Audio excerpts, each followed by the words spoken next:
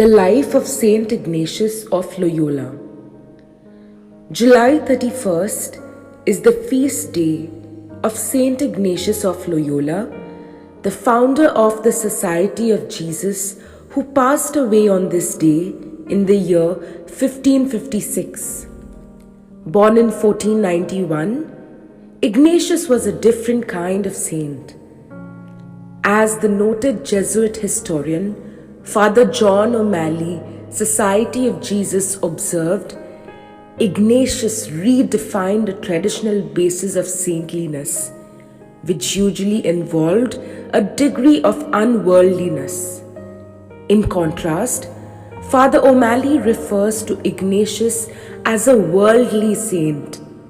Ignatius made sure that the early Jesuits were spending most of their time in relatively secular spaces such as classrooms, teaching less directly about the Bible and church doctrine than about literature and the ancient classics.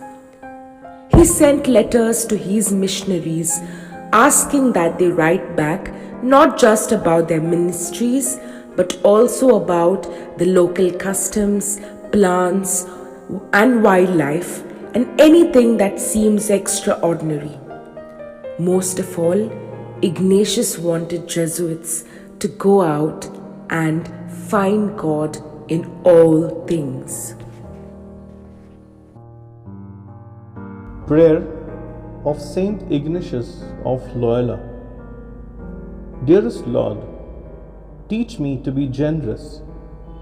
Teach me to serve you as you deserve, to give and not to count the cost, to fight and not to hide the wounds, to toil and not to seek for rest, to labor and not to ask for reward, save that of knowing I am doing your will. Amen.